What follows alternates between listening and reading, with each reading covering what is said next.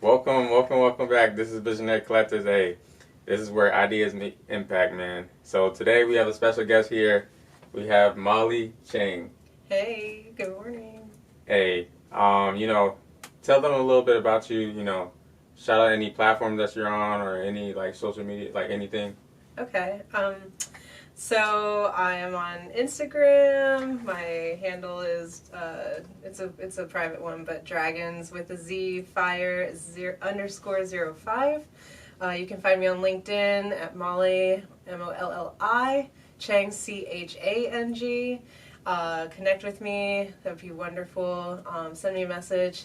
And I'm not on Facebook. I deactivated that for many reasons. I don't think anybody's on Facebook. I'm not gonna lie. Okay, cool.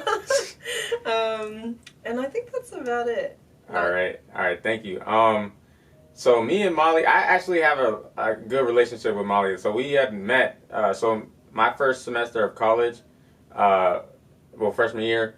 This was still freshman year, but my first semester. But I'd met her through the Venture Club, and I actually because they had invited me out. They had a little table set up. What can you say that was like a? It's just a tabling event to like. It's kind of just random that clubs do. You can just sign up for a day, and then you just set up your stuff and have anybody who's walking by try and introduce your club to them and get more memberships and whatnot and expose your club to the campus. Okay. Yeah, so with this table event, like I was like, let me just check this. Because I seen on their Instagram, it was like, hey, come out, we're going to be here, blah, blah, blah, and at the, what's Square? Freedom Square. Freedom Square. So we're going to be at Freedom Square. I was like, all right, let's see what they're about. How did you find our Insta? If you didn't know we existed. I truly don't even know. I was just, because I don't know. You know how everything just works? So I don't know. I think I heard it from an ear. Nice. So... yeah, so I had went to the table and I actually spoke to Molly, not anybody else. The first person I talked to was you, and I got her number, and I, from there it went on, and then I went to the meetings and I went to like the events that they usually would hold, and like it was truly amazing, like going into a club that I really didn't have any expectations going into it, but it was a really like mind blowing experience, and thank you, and the other people the seniors that have graduated now for helping me get this podcast going. Like she is the one that made Visionary Collectives a thing. Like they helped me create this idea and cultivate this into my own. So I really appreciate y'all for doing that. Absolutely, we're really proud of you, and it's an honor to be here. I like I said, knowing that you're just a freshman and just starting this, it's amazing, and I'm very excited to see how this grows. It's already growing pretty well already, which is awesome in such a short time. And then I can't wait to see where you are in 4 years, dude. I hope you have me back on. hey, we'd love to have you back on for real. Thank you. So I wanted get into it a little bit more. So I wanted to get into Can I pause for a second? Is there any way you can turn my mic down a little bit, or my headset down? Yeah. Yeah. All right, so try it now. Try now. No, I can't. You're a little loud for me. How do I, like? All right, now. Okay, and you can turn me up. Okay, talk.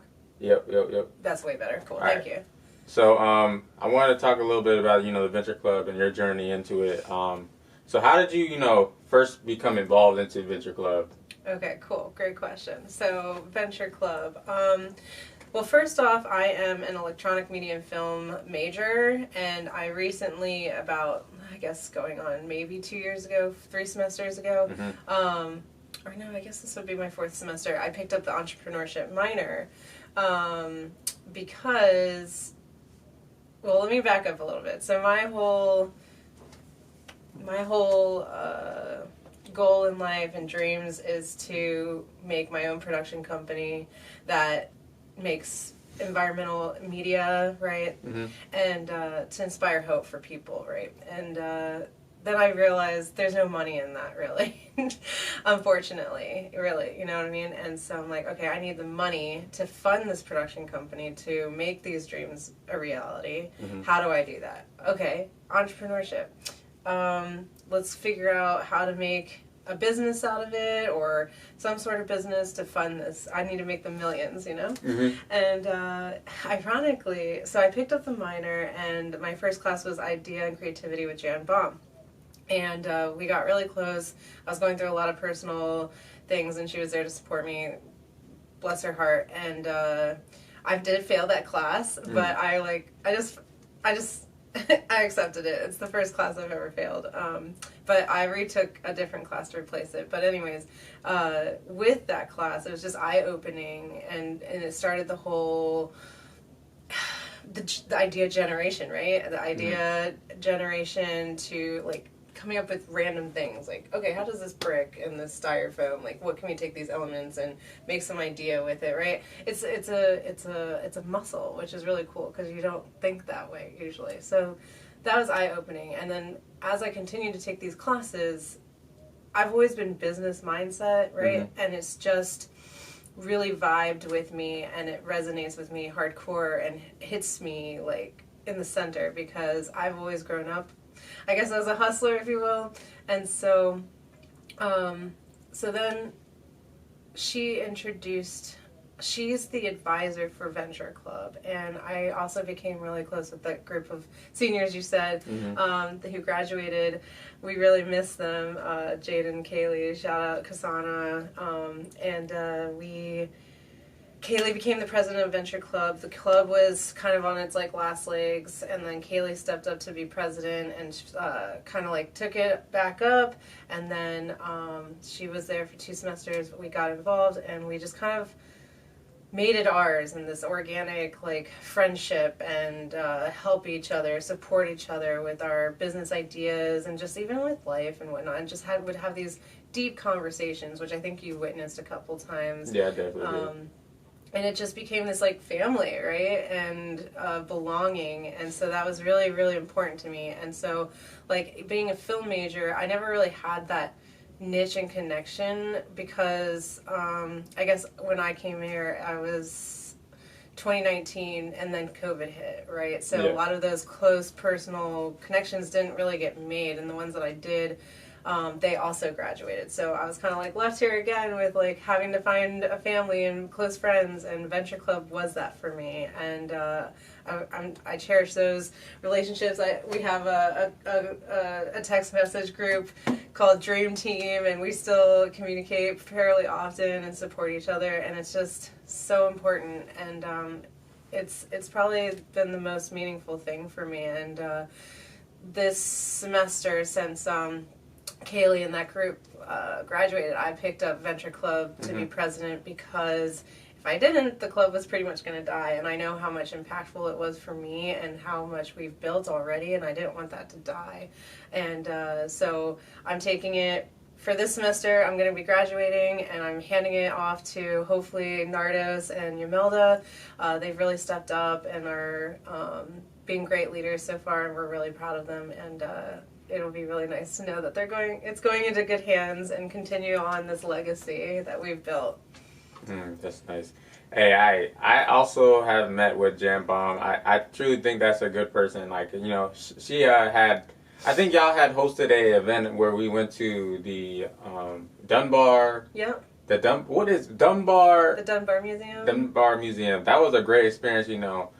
Just being out there and just listening to those people, and then talk about, you know, they had a dream and they did it. They had was it trucks? It was the armored vehicle trucks. Armored vehicle trucks, and they made money out of it. I mean, a ton of money out of it. They made a lot, and their journey was, the entrepreneurial journey of how they became was just fascinating, and it's wonderful that they made that museum, because I think it was I don't remember the first name. I want to say John Dunbar, but it was the dad who founded it, and he just found a pickup truck, right? And then he turned it into an armored vehicle, and he was like, let's just transport money. And this was like 1912, I want to say, like something, or maybe it was right after the Depression. I can't remember now exactly, but really early. And just hearing their story and this family legacy People, if you might remember, it's the Dunbar truck, so that's red and black.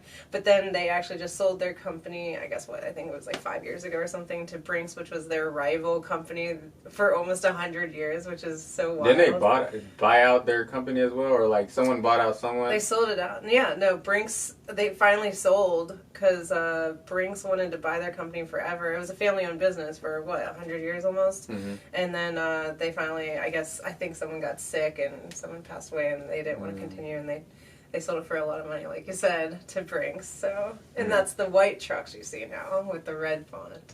Okay.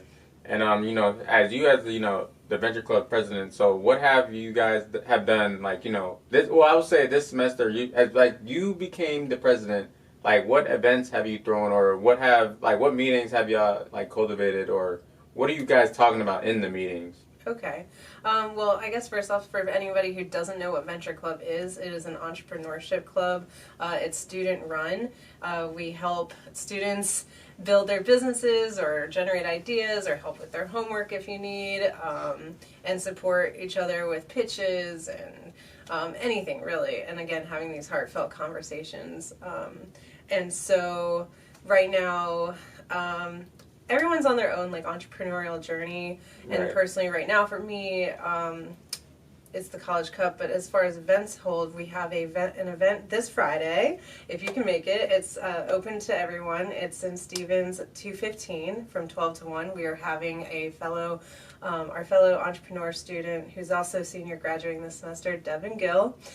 He is working with this company called Wealth Wave that is working on financial literacy for teaching students or anyone of all ages about it, because we're not taught this, and it's designed that way. And once you realize that it's designed that way, one, it's upsetting, but second, it just all makes sense, right? Like, it's designed to keep you illiterate so you don't rise up and make money, so you can stay in the rat race and be a pawn, I guess, whatever you want to label it. But it's awful. And so their mission is to transform that and get everyone literate and saving, investing, and they have all sorts of different courses, which is really cool. It's all free. Everything is 100% free. All the materials, all the programs, everything. So I think it's wealthwave.com. Check it out. But anyways, he just did a workshop last night, because we now have 2 meetings a week also. You can come visit us on Wednesdays 5 to 6 in Stevens 211. And again, Fridays 12 to 1 in Stevens 215. And they just had a workshop yesterday. He's doing different categories, I guess, or subject matter. Tomorrow's will be specifically geared towards entrepreneurial financing. And so we're really excited. We're going to be having a big event. I think it's not officialized yet, but we're looking at April 19th, which is a Friday. We're going to have a big event hosted by us and possibly the union, depending on how many registrations we get. But it's going to be like a more broader, like, financial literacy workshop, and it's going to be open to the entire university. And so we're hoping that's going to be like our big event and have a lot of people show up, and they should. So we're working on that. Again, we don't have the time in the room finalized yet, but that's what's in the work right now. And then we've got a few other guest speakers we're trying to work out times with, which is David Drager, who is an adjunct professor. He made a business and he sold it for I don't know how many millions of dollars. We tried to get him last semester, but he had some family issues. So we're going to try and get him this semester. We also are in the works with Professor Quincy Johnson, who's a business lawyer. That's my teacher right now. Oh, yeah, you know him. He's good. That's a dope teacher, man. Yeah, he's awesome. He knows his stuff, that's for sure. So we're trying to bring him as a guest speaker too, and talk about, I guess, business law, and have it open to any questions you have about business and law, what you need to do. And then I can't remember if there's anything else at the moment, but that's about it for right now. Again, we're kind of in a transition period with the club, so it's not rough. It's just like we're just working through what we can as we try and get new officers in to take it off. So, but we still got fun things. And so, how's that experience?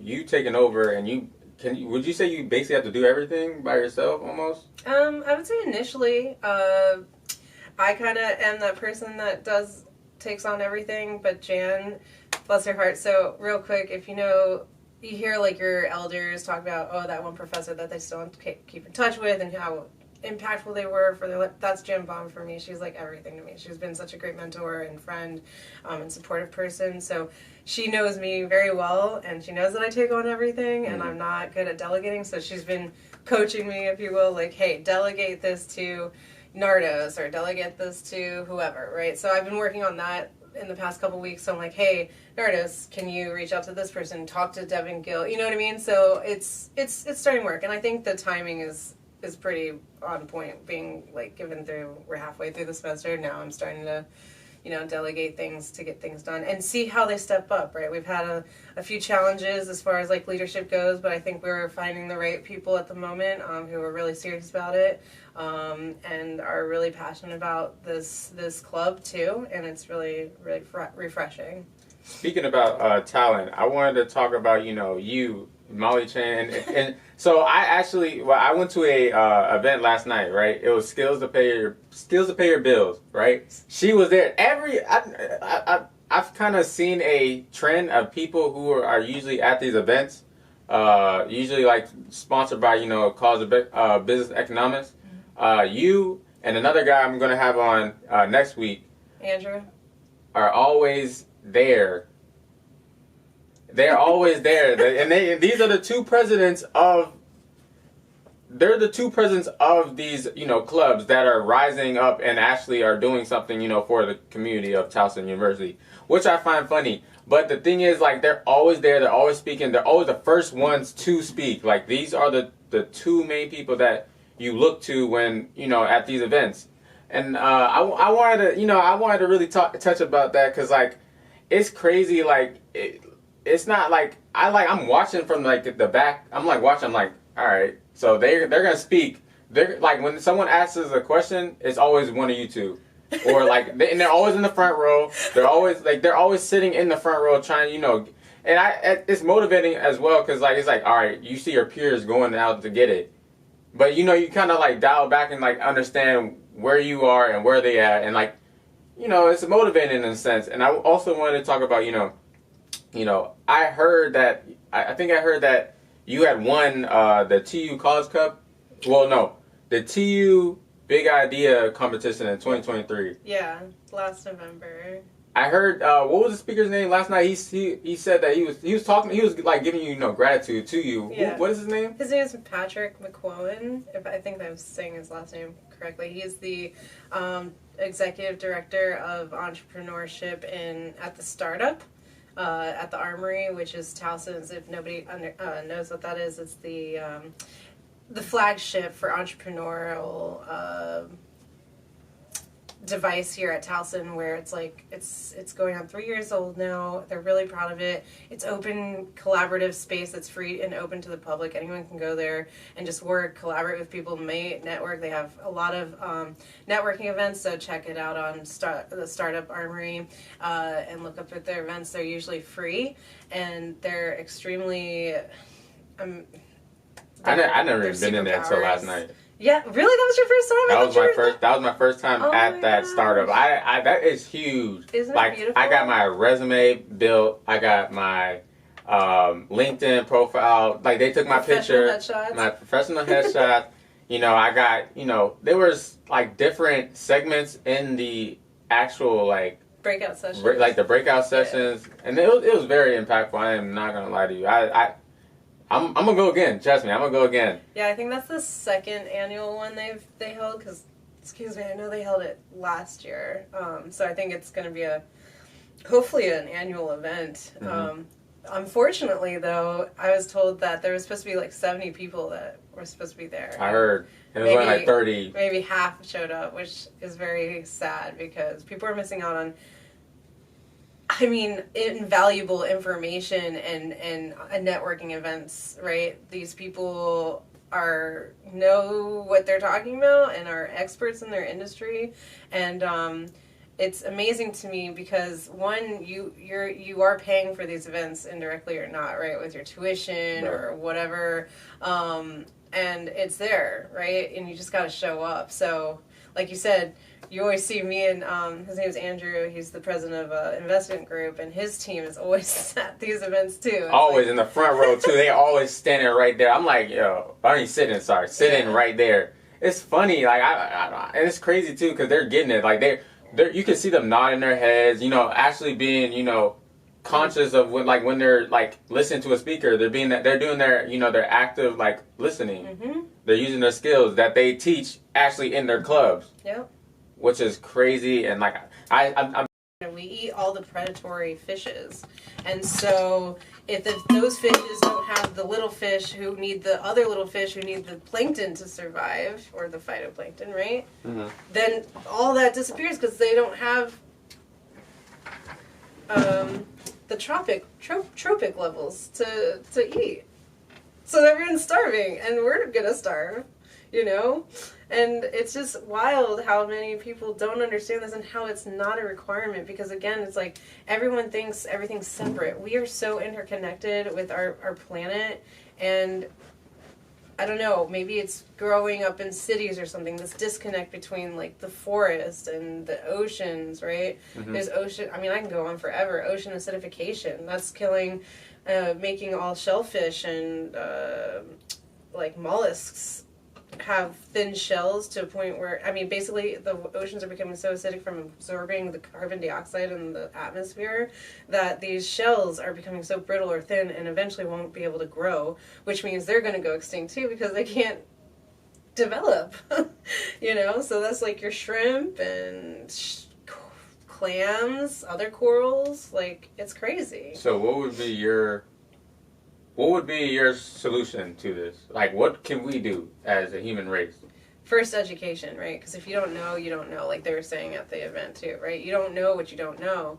But if you do know, then you can maybe make a conscious decision, right? Mm-hmm. And that's my whole point with what I want to do, because it is so doom and gloom, everything you see and read.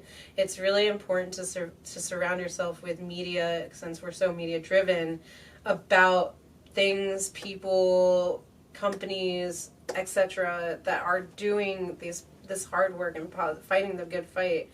Because again, education I think is everything, but then education with action is like the ultimate thing, right? Because again, you don't know what you don't know. I just saw on Instagram this entrepreneurial company that is making these bubbles, right, out of like a tube, blowing air in it and having a bubble curtain to prevent trash that floats, all this plastic stuff, from getting into the ocean from the rivers. This is in Amsterdam. And go Netherlands. The Dutch. I love the Dutch. They're so innovative. But the fish, the natural wildlife, can still swim through the bubble curtain. But the trash is getting prevented. So then it's easier for them to collect. There's these huge efforts right now. Ocean Conservancy. I forget the one company, but I think it's called the Ocean Cleanup, that are doing these amazing, incredible things. Just cleaning up our oceans, cleaning up the rivers. It's very inspirational, right, to see this, and people need more of that. And we are in a very we're on the tip here before things can be dialed back, and it sucks because there's a lot of pressure on the consumer when there should be a lot of pressure on the producer, on the industrial industries, right? It's insane to me that we subsidize the oil companies, right? And we're still paying $3-something per gallon or whatnot. We should be investing all that money into green jobs and like solar. Like my vision, I see solar panels on every rooftop. When I go to Taiwan to go visit my family, it's all roofs, and it's a very dense city, but I'm like, there should be solar panels on all these roofs, right? And like, I see all these new like posts too about all this green space on cities. I don't know if you've seen. I've seen. Yeah, it's so cool, and like a lot of cities are adopting this, but like, why aren't we? So that's like another entrepreneurial idea I want to do. Is like, we need to start turning these spaces into green spaces, ceiling, plants on the walls, green roofs. I just saw another post about, I think it was in the Netherlands, where their roofs are just lawns essentially, and It keeps your house insulated. So it's the thing, but also people don't get to be green or whatever saves you a lot of money. It's like, you want to save money, go green, and you don't even have to do it for the planet. Just do it to save for your pocket if that's what's going to get you to do it, right? Like saving, like setting your thermostat. I hear people set their thermostat to like, what, 65 degrees in the summer? That is too damn cold. I'm sorry. Set it to 72. You're going to save so much more money that way, right? There's also this initiative called My Neighborhood Sun that is doing these community solar panels, and you can sign up for it and get maybe, let's just say 10 square feet or something. And I save 10% on my energy bill, and it costs nothing. And it's specifically for people who live in apartments that can't get solar panels, right? So that's like really cool. There's so many things going on, and it's really awesome and inspiring. And it's like, okay, if we can really work together, like we need to work together as a species. So like all these wars that's going on or whatnot, to me it's a waste of time, waste of energy, waste of resources. It's like we need to focus on the bigger issue, because once the shit hits the fan for real, what race, ethnicity, religion, background, whatever it is that we're fighting over will not mean anything. And it's going to make it worse, because we're going to fight over water. It's already happening. Fight over food. Food collapses. Like, food scarcity is already an issue in a lot of places, and even here, you know what I mean? And so when you've got dust bowls and plants that aren't growing or whatnot because you can't predict the weather anymore, right? Like, for example, I read an article where 90% of the peaches last year and plums got ruined because it got so warm early on, and then a freeze snap came in and froze and killed all the buds. And stuff like that, right? And it's not predictable, and it's not good. But we're such in like survival mode, so we can't really think about this stuff. We have to think about ourselves, like. Which goes back to what I was talking about. It's designed that way. This system is designed for you to work fucking 2 jobs, stay tired, be exhausted, because by the time you get done with school or work or both, you don't have any energy to focus on anything. And then when you do see the negative, you're like, I can't focus on that. I don't have the bandwidth. Like, it's too much, right? And it's like, no, we really need to focus on this, and we need to come together as a species, okay? Because no other species is going to do this. That's why we're on top. We have that frontal cortex, right? And the evolution. And they're disposable, or I forget the word. Not disposable, but whatever the thumb is. And so it's a wake-up call thing. The warning signs are all over the place. And I do have, like, I don't know if it's called the same thing, but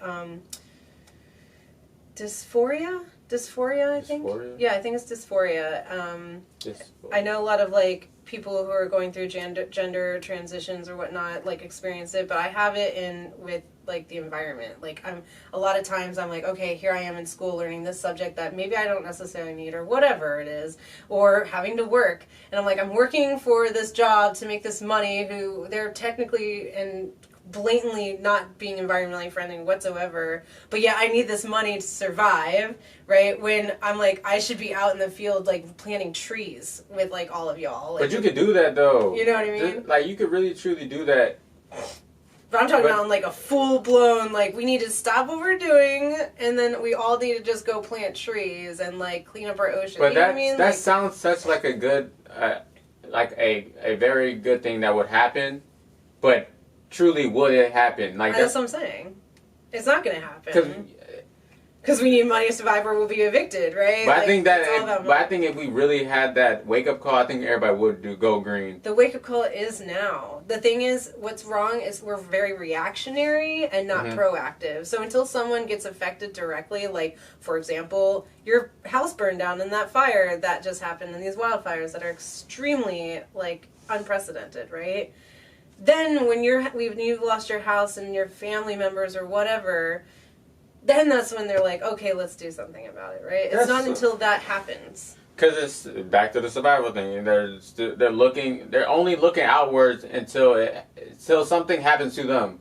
That's when, change starts. That's why they have these, that's why you have veganism, or that's why you have all these different models and ways of life, ways of being, like. It's only when something happens, that's when you want to make the change. That's what I'm saying. We're very reactionary and not proactive. We need to be proactive. We need to, like, I understand the balance too of like, I have the same thing. I'm very tired. I work part-time. I go to school full-time, and there's a lot. Every once in a while, yeah, I want to go out dancing. Sometimes I feel guilty about that. I'm like, I should probably be doing something else, or if I watch a TV show, right? It's just numbing. It's all distracting. It's not drugs, but it's self-medicating in a different way, right? We watch and binge watch shows to like forget about the real world, right? Everyone says that. Like, I want to forget about the real world for a bit and check out. Like, okay, maybe to a point, but like... But what is the real world? We're in it all the time. That's the thing, right? Like, we are in the real world, and it's a little scary to think about the future. Like, I'm sure you've heard, too, from your peers, conversations at least from women, like, do they want to have kids? I don't want to bring kids in this world. It's very unstable. I talk to... Because I've always been on the fence of wanting kids or whatnot, because I always think about the future. No, right? I understand. I always ask parents today, I'm like, okay, knowing what you know today and having... And they always say they don't want kids. Well, they would not have kids in this day. That's a little scary, right? Because it's saying something. They wanted kids, they had kids, and they had kids in a different era when we were like, just being born to or whatever, right? And if you ask them, I think I'm like at an 80%, maybe 65, that they say I wouldn't have kids today.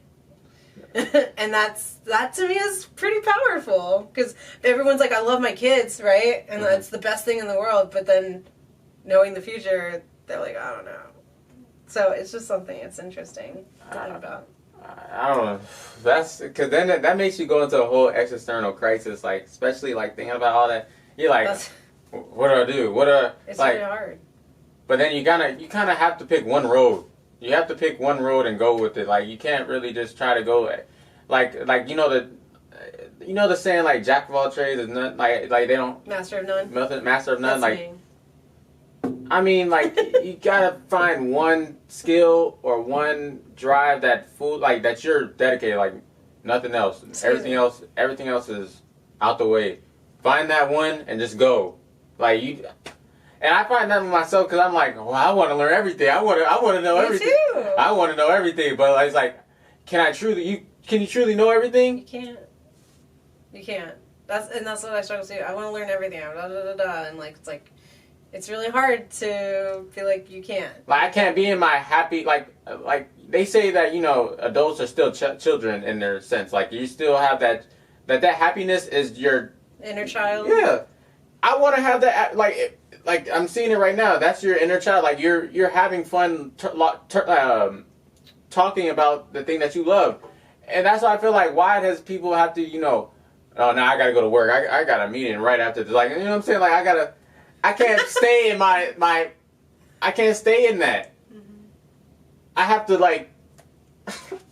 I could talk about the environment all day. That's my passion. That's my drive, right? And that's what I'm utilized. That's what's driving me to do these entrepreneurial things again, to make, because what I want to achieve needs millions, billions of dollars, right? Like, and unfortunately, I will not be able to get that with just making documentaries about the environment. You know what I mean?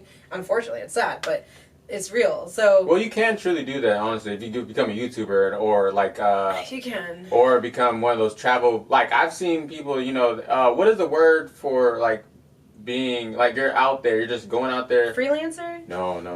Like, when you're traveling the world, what are those people Nomads? called? Nomads. Like a digital nomad. Yeah. I've seen the people out there. They, they hitchhike. Like, Are they making billions of dollars? No, but they're happy. Millions? They're happy. I'm That's happy the thing. doing my They're thing. happy. I'm happy. I love doing what I'm doing. And it does make me happy, knowing that it's for the better cause, and at the same time with my idea, it's helping people.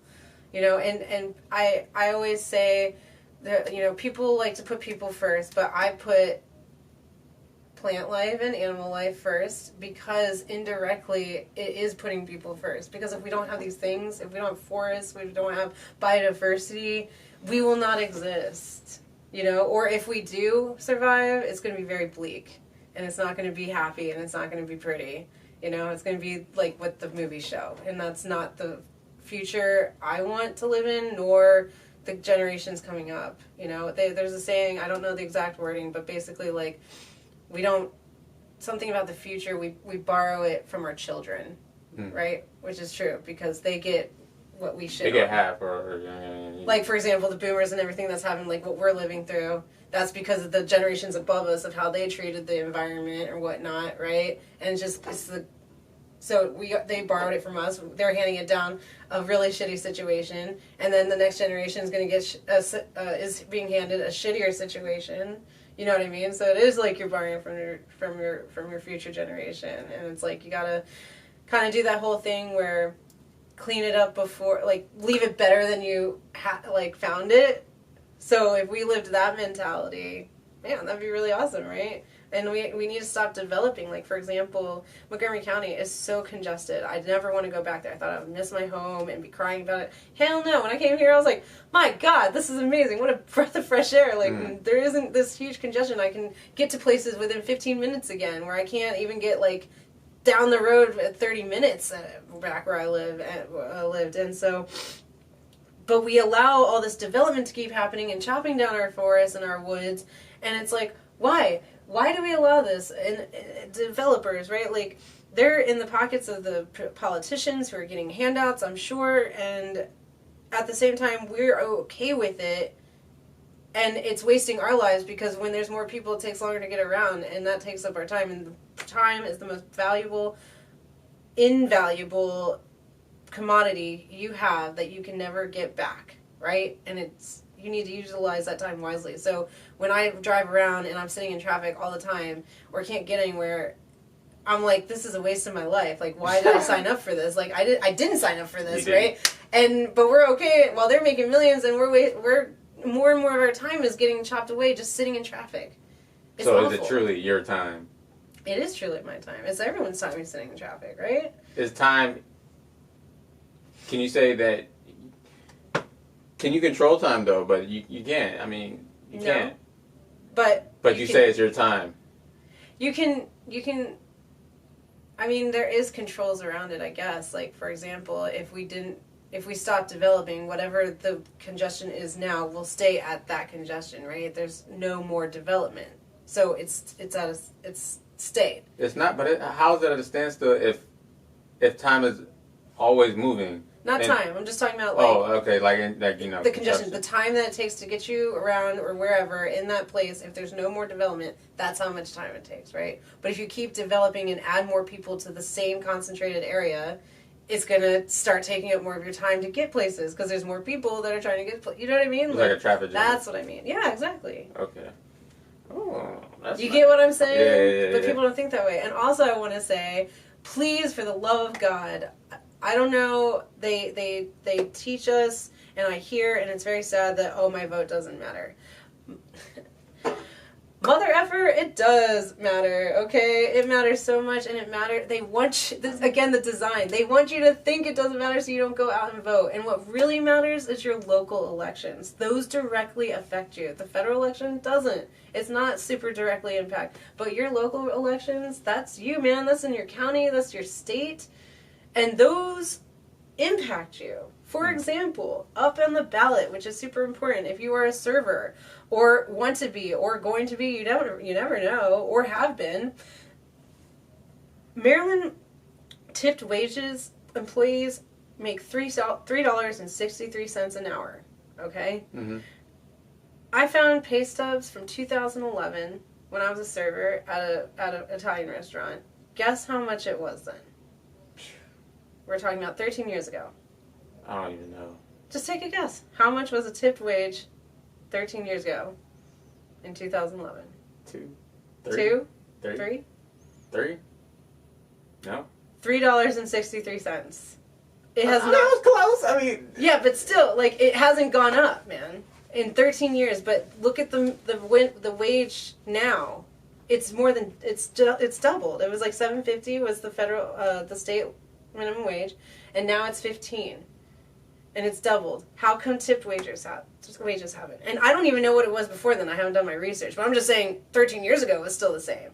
But yet that should have been doubled. So they should be making $7.50 now plus tips. My point to this is in Washington D.C. passed a bill last year because they went on strike, all the service industry. I heard about that. You heard about that, right? And they passed legislation because of that, and they won, And now they get a minimum wage of what, probably $15 an hour, I think, in DC, plus tips. And it has not impacted them in the negative sense that they thought they would. So here, it's up for ballot for voting this November in our local elections for Maryland to increase it to either minimum wage, whatever they're setting, hopefully maybe at least double. But they're pushing for just minimum wage plus tips. You need to go vote for that. You need to support their people, man, because do you know how many, I work at Stony River, do you know how many people get stiffed a night? Like, it's crazy. They're getting $300 tips, checks, where they should be getting maybe, $50 to $60 tip, and people walk out and don't tip anything. That's their salary. And then on top of that, the waiter isn't even, your server isn't even getting all that money, okay? That 15%, 20%, whatever you're tipping them, 3 to 5% is going to tip out to pay the other restaurant people, which I don't even understand. So you're paying, as a server, you're paying to the hostess, the busboy, and the bartender. And that's usually either 3% or 5% total. So now, out of that 15 or 20%, you just got 10, 15% of that money. You know what I mean? Oh, this is blowing my mind. And people don't even know that. So it's like, it's crazy. And so until you work in that industry, you don't realize how fucked up it is. Pardon my language. But it is. And so my whole point, again, is go to your local elections. There's things on the ballots of changes and amendments that they want to do. And if you're not paying attention, dude, they're eroding your rights before you even knew you had them. And that's what's scary. I talked to one person who didn't even know what a governor was. I was like, oh my God, it's actually working. Like, this is scary. You're scaring me right now, girl, that you don't even know what a governor is.